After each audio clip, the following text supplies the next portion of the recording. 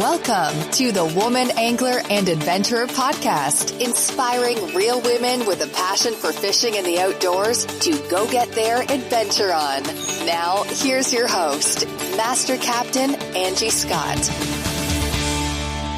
Hey everyone, Angie Scott here. So we've got a fun one for you this week. As I mentioned on last week's episode, which was a recap of my experience at the Truman Lake LBAA Wildcard Tournament, my good friend John King from Glasswater Angling and the Fish Nerds Podcast stopped by for Friday's weigh-in, and I lined him up to chat with the most winningest female bass angler of all time, Pam Martin-Wells, and the amazing co-angler from Alabama that everyone loves so much, Cassie Hall. John was kind enough to share the audio from his conversations with me to share with you, the Woman Angler and Adventurer podcast listeners. It's a real treat to welcome a guest host of sorts who comes from it at a bit of a different perspective than I maybe would, being that I'm actually in the competition. So I think y'all are really going to enjoy these conversations. And be sure to also check out the Fish Nerds Podcast if you're looking for more great fishing audio content to inspire and entertain you whenever you're listening to podcasts. Also be sure to check out Glasswater Angling. John brought some baits to share and some Ned heads that he made. It's all lead-free, and he shared them with the ladies, and I think they were a pretty big hit, so definitely check out Glasswater Angling as well. I'll put links to both in the show notes for this episode. So for this week, we're going to focus on the conversation with pro angler and coach of the Emmanuel College fishing team, Pam Martin-Wells. Thanks again, John, and I hope you all enjoy.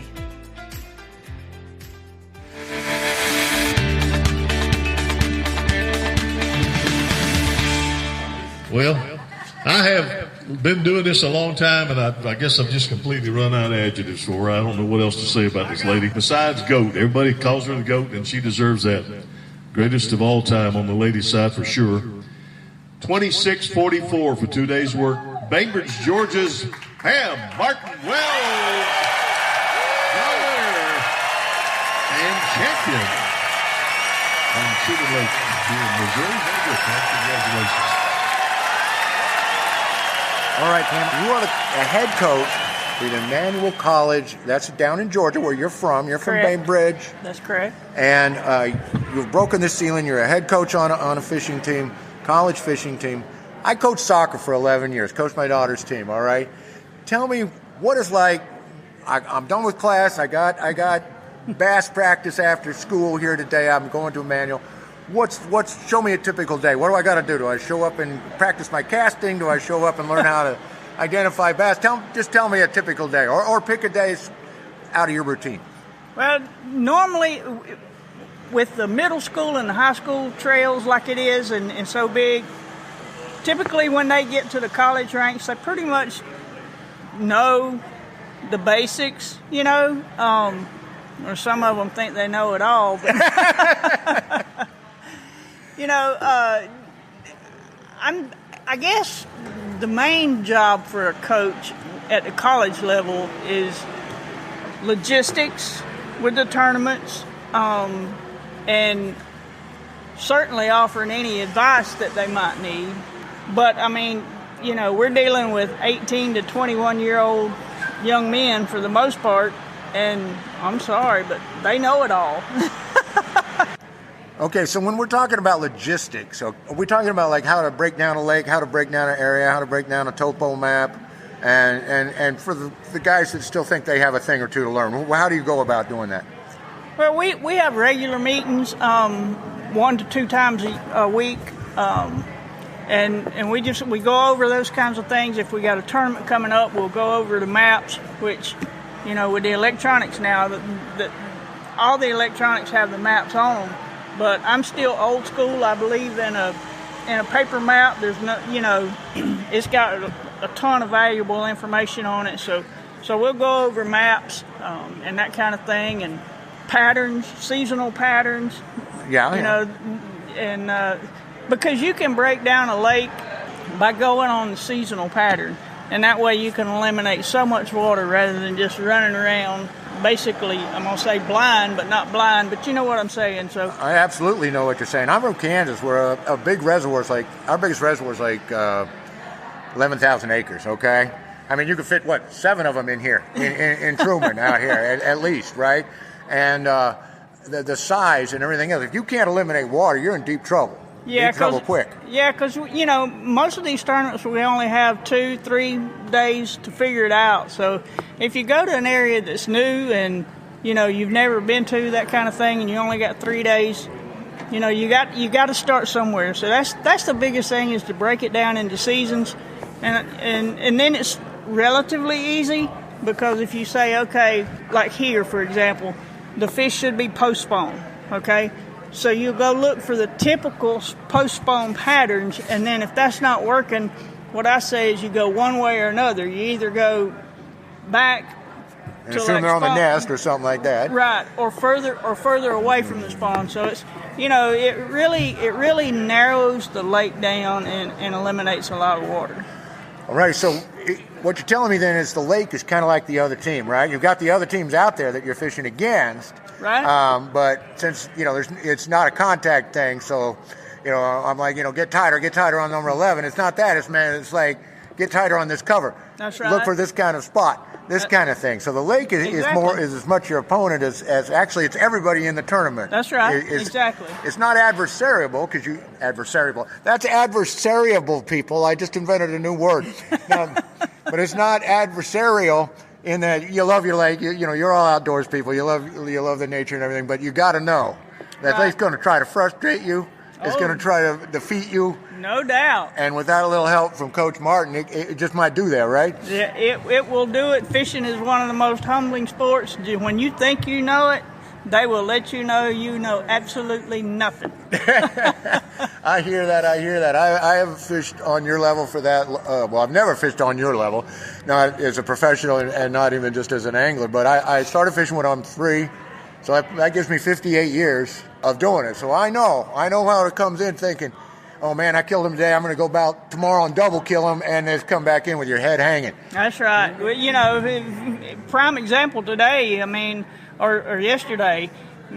From yesterday to today, things changed dramatically. I went to the same spots, but I had to change tactics in order to catch them. So, yeah, it's a sport that keeps you on your toes for sure. Well, it's that depth of experience that lets you know that, hey, because there's 2 reactions. Either there's like lose your head and start running around everywhere, right, or just start emptying your tackle box and not giving any particular bait or group of baits a fair shot at working. So, it really is a struggle. Do you have that on your team? You have some kids you need to calm down, say, hey Jerry, you gotta just get back in a good headspace. Yeah, exactly. I've got some that they get spun out really easily. And I can tell that by their gas bills when I get their gas bill. At the end of the tournament, I'm like, hey, there's no way you burned this much gas. And they're like, yeah, I did, Coach. And I'm like, well, you weren't doing much fishing.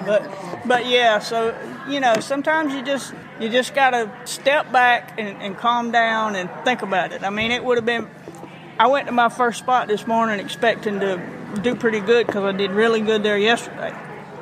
And after an hour, I had only had 1 bite, and I was like, uh-oh.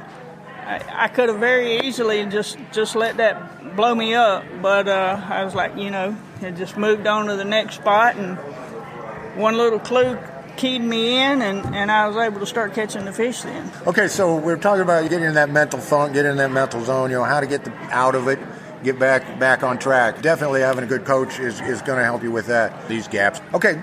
Let's take our dear mutual friend Angie, okay? Mm-hmm. If you were coaching Angie, what advice would you give her as an up-and-comer the way she is? She's got a great mind, she's got great observational powers, but she gets frustrated because she'll have the big day, then she won't. Then she'll have the big day, then she won't. That the mental part of fishing is truly the biggest portion of it, in my opinion. And you just got to relax. I tell my kids, I said, go have fun. Yeah. Go have fun. If you give it 110%, I'll be proud of you either way. I said, but just go have fun and do what you know to do. Too often people get caught up in what somebody else has done or what they've read on the internet or this or that. You know, I tell co-anglers all the time, they're like, how come I'm not catching fish? I said, because you're trying to play my game. I said, pick something that you have confidence in and throw it and stick with it. Wow, that is a great advice. That's advice, you know, as a designer, I'm like, you know, people, should I do this, should I do this, you know. It's like, fish the bait that feels best in your hand, you know. So I really like that advice. You know, it's like, you're in a funk, pick up your rod and fish. You know, like the great Gretzky says, you miss 100% of the shots you don't take. You miss 100% of the fish you don't throw at. That's if you're right. running around on a boat, you don't have a line in the water. I ain't never caught a fish running 70. Yeah, exactly. But I don't care if you're a fly fishing Great Lake John Gierach.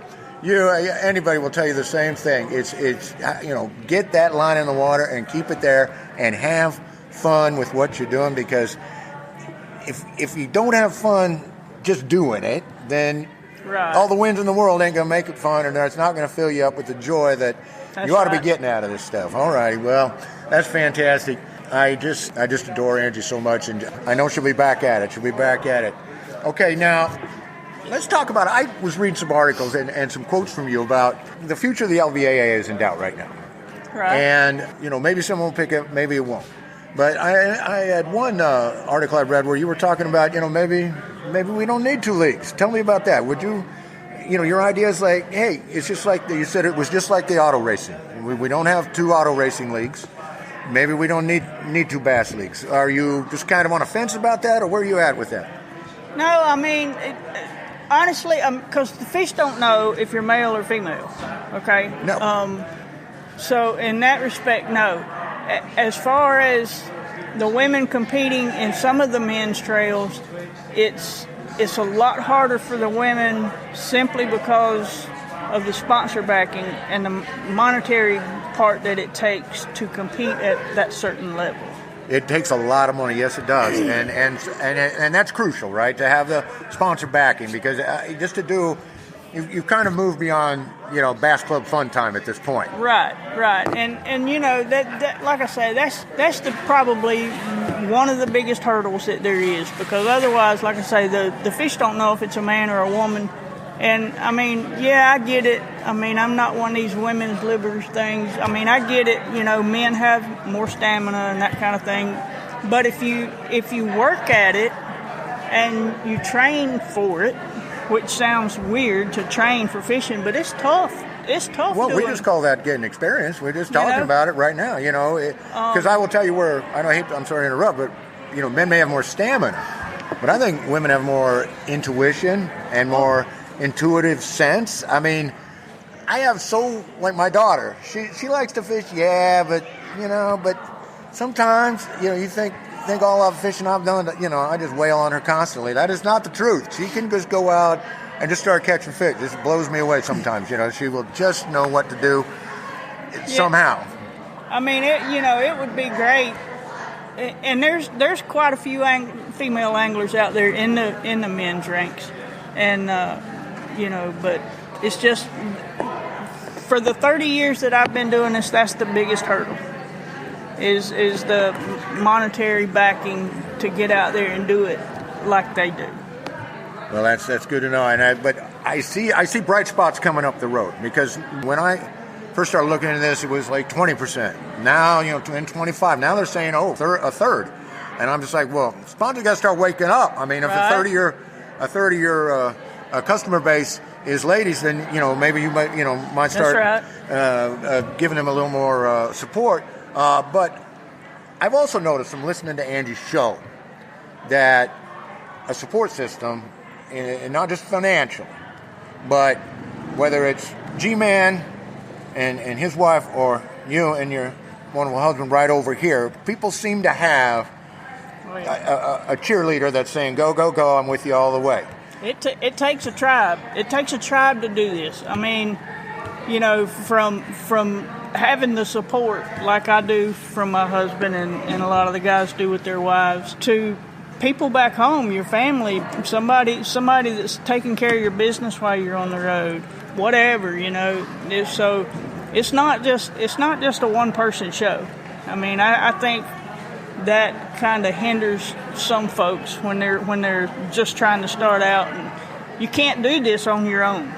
You got to build a team. That's team. Right. And people say, well, women have different obligations. Even though society's changed a lot, they generally want to be the primary caregiver for the kids. It's not even a matter of being forced to do anything or any of that. But it sounds like, it really does take a team of people. I mean, I know Angie and Dana, they're hand in hand. Without Dana, it would be a lot harder for Angie to be doing what she's doing. And I know that I've heard some great stories about you and your husband out on practice days and so forth, and how, what a great bond you guys have. That was a table. That was not a body. All right. Okay, we recently had a young lady on Fish Nerds, and then I shared the audio with Angie because it was just so precious. I had her put it, or asked her if she wanted to put it on. I had her do anything. It's her podcast. But I asked her if she wanted to put this young lady on her podcast. Anyway, her 8-year-old named Rosie, total fishing phenomenon. What would you tell Rosie? One thing, she wants to grow up and be you or someone like you. Well, what kind of advice would you give my 8-year-old friend Rosie? What I've told people from the beginning of my career, and that's to live your dreams. I'm living my dream. Don't let nobody tell you can't. Awesome. Perfect. She's going to love that, and that's something I totally believe in. I know her folks are like that too, so that's wild. Okay, now you've been through a lot of these leagues. Kind of ties back into what we were talking about before. The Bass and Gals, the regular Bass League had a women's branch for regular Bass League. You can tell, I'm just old Kansas Crappie guy. I'm like, tournaments, this, that. I know they exist, and I know some people are really into it. In fact, I'm surprised my friend Kim isn't down here at this thing, the next pavilion over, because he's into the big time crappie fishing. Me, I'm just like, he's always telling me this guy, that guy, this person, that person. I don't know, but you've seen these things come and go. I guess what I'm trying to ask is, do you see, kind of like the ladies' soccer? When I was coaching, I was way into soccer. I watched 3 women's leagues come and go, and now we finally, fourth try, have one that's staying around. Do you see this as going to be eventually women combined with men, and we just, we get enough support from women that they can just join in with the men, that they can all build their little tribe and go? Or are you thinking it's going to end up being a separate league type of thing? I don't know. I know some of the major organizations are looking at, different possibilities of trying to make the circuits more accessible to the women. I don't. Well, honestly, though, I hate because I always felt like, and I hate to even say this because I never talk about myself, but I always said that. Don't worry, I'll talk about you. That's fine. with the same backing and opportunities, I have no doubt that I couldn't have competed on that higher level. But I think, irregardless to that, whether there becomes a mixed whatever, I still think there needs to be some grassroots women-only things just for the purpose of getting some women used to it. But, however, having said that, with the high school tournaments and the college tournaments now, that's kind of like a training ground for these young ladies. So, it's a lot easier for someone coming out of college to transition to fishing BASS or Major League Fishing than it is just Susie Q over there that's, had a couple babies but's really good a bass fisherman. It's a lot easier because these young girls have been through this. Does that make sense? It makes perfect sense, because this is what I keep hearing is a lot of, I'm glad I have the LBAA. I'm glad I can start out in sisterhood. And, because, gender needs are different. Approaches to the fishing are different. Priorities are different.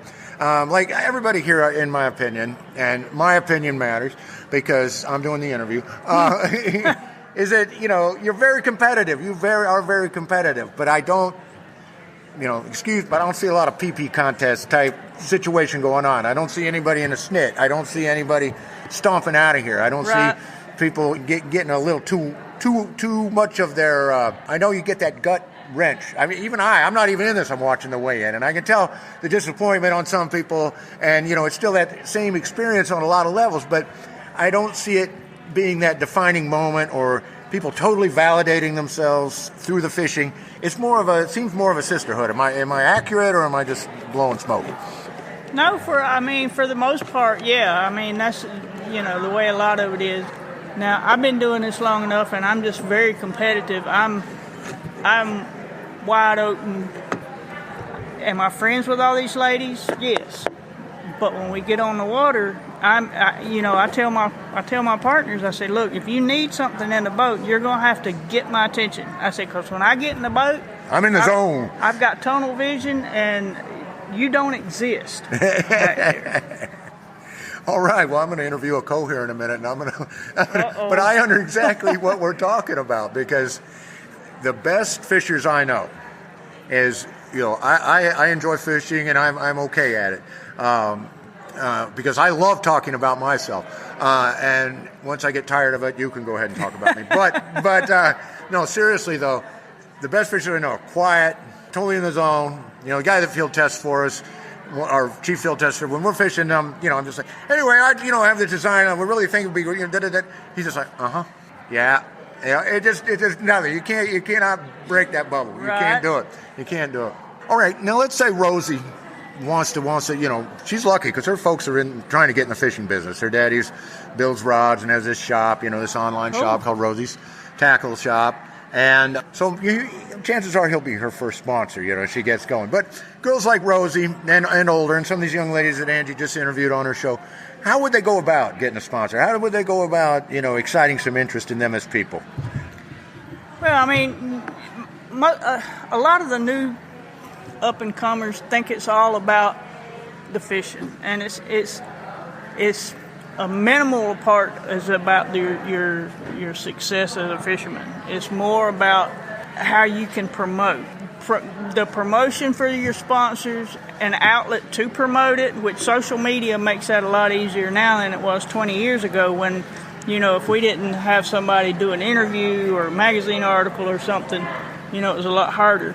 But so with the social media platform, that makes it a lot easier. But it's the biggest portion of it is promotion. I mean, you got to be able to carry yourself in such a way that a sponsor wants to put their name on your jersey, or you got to be able to like I said, promote that sponsor in a manner that is becoming to them. Very salient advice, because if you're a shrinking violet and you're just one of these people who doesn't really want to talk to people, you don't want to meet fans, you don't want to sit down with sponsors, or if you're unpleasant in some way, let's just leave it. We don't need to dredge up any examples. It's not going to do them a lot of good. I don't care if you win all the tournaments and catch all the bass. All right, I'm going to wrap this up real quick. Can we come back for a couple minutes? All right, let's go over and I think. All right, folks, they're about ready to hand out some awards, so we got to see who's in the money, all right? And then I will have Pam back, and we will talk about a couple more things, because I always give my guests a couple minutes to get whatever off their chest or whatever they want to talk about. So we'll be back. All right, we're back. We're talking about how, if you're going to get these sponsorships, you're going to get this sort of promotional opportunities, you really need to promote. And I think our mutual friend Angie Scott kind of has that down, don't you think? Yeah, she does a terrific job. That's what it's all about. And Angie does a great job, promoting Chris Liner and Lance Campers and those guys and Freedom Boat Club. Not only does she have a smile that just would, chase all the clouds away, lights up a room, all the cliches, right? But she's so personable, and great role model. You're a great role model. It's an exciting time for ladies fishing, and it's just going to get better and better and better, don't you think? I do think so. I'm looking forward to it. That's part of my job now is, I'm building the future with these college kids. So, yeah. All righty. All the time you want. Final word, Pam Martin. What you got on your mind? right now the LBAA isn't a transition. Secret's been a friend of mine for years and years. I just want to give them a shout out for all that they've done for this organization and giving us ladies an outlet to fish. We really appreciate it and looking forward to what's to come. Well, thank you so much for sitting down with me. This is a thrill of a lifetime. I mean it. I am in the presence of legend here, folks. This is fantastic. The greatest bass fisher lady of all time. The records, they just go on for pages. Thank you so much. Our audience, thank you so much. Congratulations on your tournament win. And I will come down and be at the next weigh-in if I can. If I can't, I'm going to follow you around on the net. And the next time I get to meet up with you, well, maybe we'll do this again, all right? All right. Well, I really appreciate the opportunity, and I couldn't do what I do if it wasn't for my sponsors. Bainbridge, Georgia. Shout them out. Shout out these sponsors. Yeah, Bainbridge, Georgia. My hometown. They've supported me for years now, and it's a great place, great Lake Seminole there. So it was the perfect training ground for me. Phoenix Boats, Mercury, Lowrance, Power Pole, these guys make what I do easy. So, I couldn't do it without them. Especially Gamma Line, because in all these trees, today the past 2 days I was using just 14-pound test in all these trees, and I never once broke off. Tremendous line, so. That's Gamma Line, everybody. All right. Once again, thank you. It's been a long, hot day, and you've been awful sweet talking to me. I'm going to give you a chance to chill with the hubs and with the dog and get yourself something to drink, something to eat. Best of luck in the future. Thanks one more time. Pam Martin-Wells, everybody. Thank you.